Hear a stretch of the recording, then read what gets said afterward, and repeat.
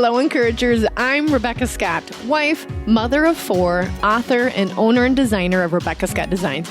I'm here to encourage you, to make you feel the I can do this spirit each and every day of our awesome journeys to fulfill those many important roles.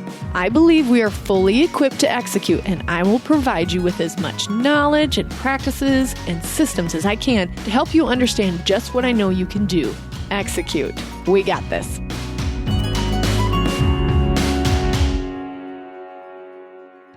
Hello, encouragers. This week, I wanted to approach the question, should I take more on?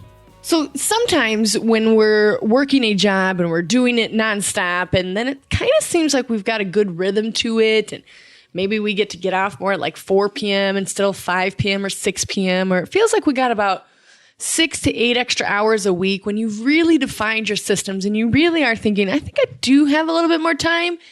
And then you're wondering, gosh, should I take more on? Should I grow my business? Should I start a new project? Should I pivot? Meaning keep my business in my bread and butter, 1 foot in the bread and butter and 1 foot maybe in a new project. But you're still unsure if you actually have the time because some weeks are busier than others. Well, I'm going to help you try to narrow down how to know if you should take more on. So it is a great question to ask yourself before you go ahead and just jump in and do it. I am an impulsive, risky entrepreneur. And risky meaning I love to try new things and I'm not afraid of failure, which, by the way, sort of afraid of failure. Obviously, I don't want to fall flat on my face, but I am okay with failure because I feel like it's just a deviation from my path, but not a stop sign. Okay, so that's kind of how I define that. In order to figure out if you should take more on, you need to allow about 1 to 2 hours to ask yourself this question. So if you have that extra time, I want you to take 1 to 2 hours, block it out like we talk about, say, okay, at Friday at 1 p.m., I'm going to allow myself to think on this idea. Do I want to take more on or take this project on? Okay, so allow yourself the time. Then you're going to ask yourself and fill this out like an application. Okay, what is the project or what is the idea? You want to grow the business by 10%. Where are you going to do it? When are you going to do it? You will need to block in the time. You cannot just say, oh, I think it's going to take me about 5 to 10 hours a week. I can just squeeze that in. That's like the deadliest thing you could say to me because if you are not timing it and blocking it in, it is not going to happen. And you know it because you will fill it with things or your family will fill it with things. And they may be important things. But unless you prioritize this new thing and block in the time to do it, it will not happen. And you'll be frustrated and burnt out. So number one thing is to decide when you're going to do it. And a possible idea for me is, for example, I'm writing the book this year. And I knew that it was the year to write the book because when I first tried to write the book, it was 2 years ago and I was 10 months pregnant with Pixon.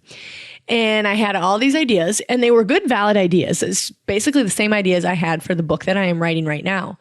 But when I did the math about how many hours it was going to take me, I knew there was no way I could block it in, not with raising this newborn and the rest of my 3 children.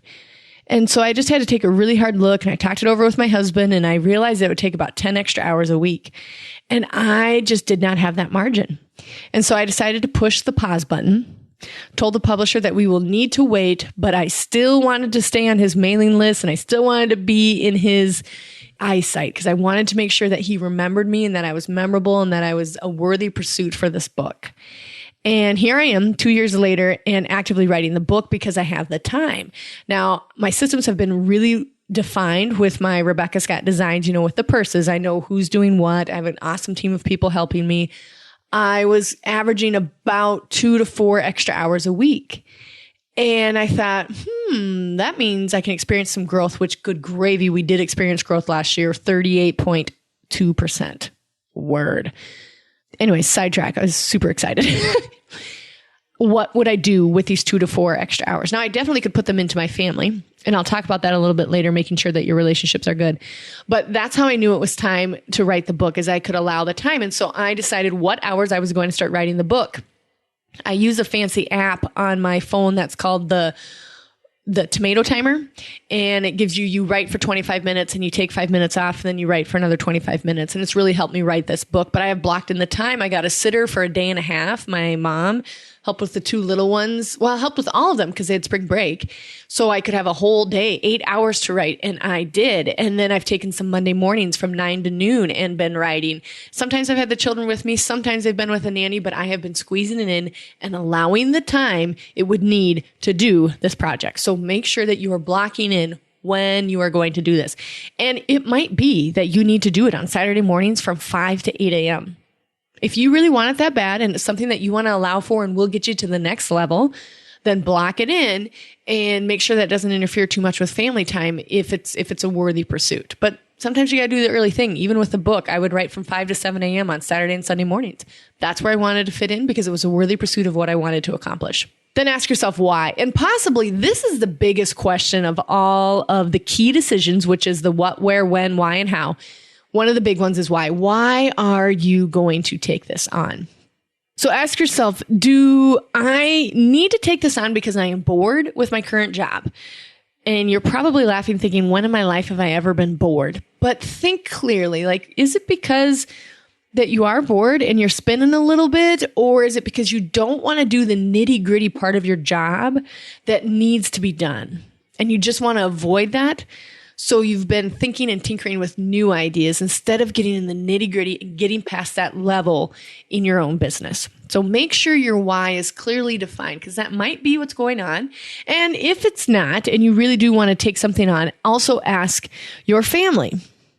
So another thing you need to ask yourself when you're debating taking this on is ask your family, is this a worthy thing? Or, just flirt with the idea of, I for sure asked my husband about the book and he kind of narrowed it down for me. Well, what is your why? Why are you doing it? Also my siblings, what's the intent? When are you going to fit this in? You've got a lot of roles going on. Why do you want to do this? And narrowing that down because they will also help you decide from the outside looking in. It doesn't look like you need to take this project on. Becca, it really looks like you need to dig into that website and get that new website set up before you do this book. That was a lot of the questions with the first time I tried to write the book, but your family can kind of gauge that. And then you need to ask yourself, are the relationships or the roles in your life going well?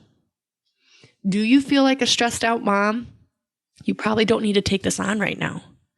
Do you feel like a fulfilled wife and you are serving your husband and loving your husband and it's a fulfilled marriage? Great, then maybe it is time to take that project on.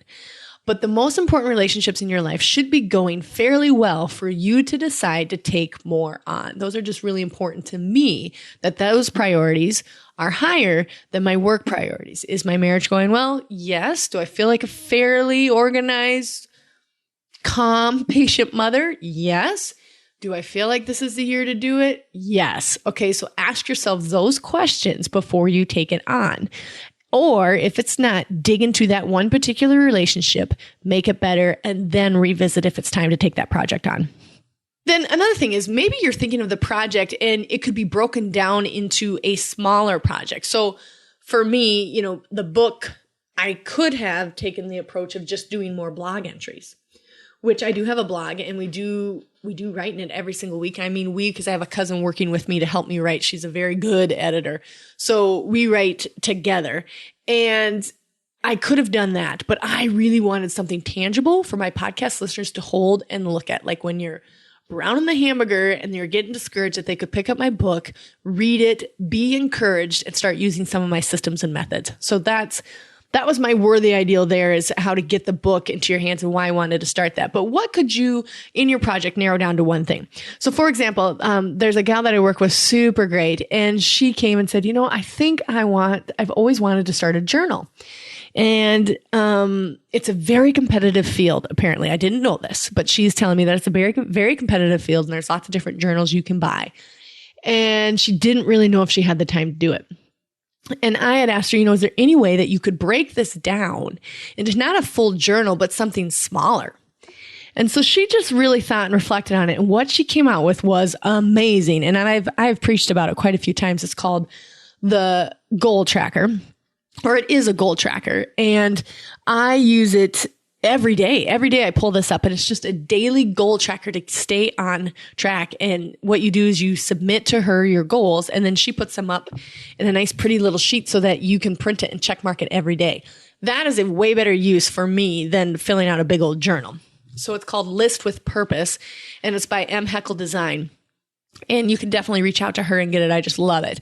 But anyway, she came up with this big idea and then broke it down into a goal tracker that fit more of her family time that she has right now. And then eventually, I know this gal will accomplish whatever she sets out to do. But ask yourself that, can your project be broken down into something simpler that you would have enough time to allow for in your day-to-day or your week? So that is how I answer the question, should I take on more? Answer the key decisions. Allow yourself 1 hour to ask, what is it? Where will it happen? When will it happen? How will it happen? Who's going to help you? How are you going to do it? And then probably most importantly, why? Why are you doing it? Is it because you are bored and you need to dig into the nitty gritty of your current position? Or is it because you need to be inspired and would like to start this new project and do in fact have the time? Ask your family and relationships if they think it is a good idea, if they can see that you have the time, and ask yourself, are all of your relationships fulfilled to the level that you want them to be? Before you take this on, make sure you're reviewing your priority list. And then think about if the project can be broken down to something smaller that you do have more time for. But I'm always a big proponent of dreaming big. So if this is something that you really, really want, you will find the time to do it, but you better block it in. And I've been getting up early to write this book, and it has been so worth it. I am so excited to get this into your hands. So keep following us. We have more details about the book coming up and all of the excitement with that. But I'm really excited for you guys to start asking yourself, should I take on more? So let me know if I can help in any way when you ask yourself, should I take on more? I'd love to be of help, encouragers. We got this. I know how you can start executing on all the things that God has equipped you to do. You can pick up my book at theencouragerpodcast.com and check out the store complete with book, journal, and the master course. Also, make sure to check out the resources tab where you'll get a hold of all the PDFs from the podcast. Thank you for tuning in, encouragers. Remember to subscribe so it's automatically on your phone. And please rate and review me. We got this, encouragers.